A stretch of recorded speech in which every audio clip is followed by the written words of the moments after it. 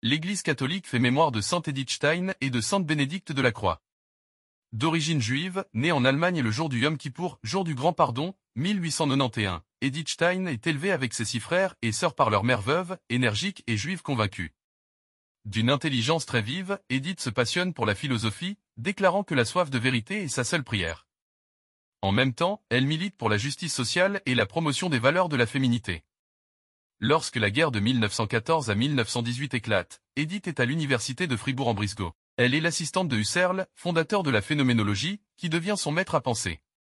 Elle commence à découvrir des aspects de la foi chrétienne, la prière, le Notre Père et des écrits de saint Thomas d'Aquin.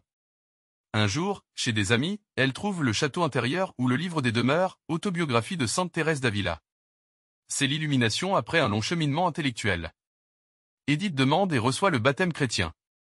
Loin de renier ses racines juives, elle les poussera à leur accomplissement. Elle enseigne chez les dominicaines de Spire et fréquente l'abbaye bénédictine de Beuron. Malgré la douleur de sa mère, Edith entre au Carmel de Cologne et devient sœur Thérèse Bénédicte de la Croix. Sa sœur Rose la rejoint comme membre du tiers-ordre du Carmel. Sainte Bénédicte de la Croix, le 9 août, l'Église catholique se souvient de sainte Thérèse Bénédicte de la Croix, également connue sous le nom de sainte Edith Stein. Sainte Thérèse s'est convertie du judaïsme au catholicisme au cours de son travail de philosophe, puis est entrée dans l'ordre des Carmélites. Elle est morte dans le camp de concentration nazi d'Auschwitz en 1942. Edith Stein est née le 12 octobre 1891, une date qui coïncide avec la célébration par sa famille de Yom Kippour, le jour des expiations aux Juifs. Le père d'Edith est mort alors qu'elle n'avait que 2 ans, et elle a abandonné la pratique de sa foi juive à l'adolescence. Jeune femme dotée de dons intellectuels profonds, Edith s'oriente vers l'étude de la philosophie et devient l'élève du célèbre professeur Edmund Husserl en 1913. Au cours de ses études, la non-religieuse Edith a rencontré plusieurs chrétiens dont elle admirait la vie intellectuelle et spirituelle.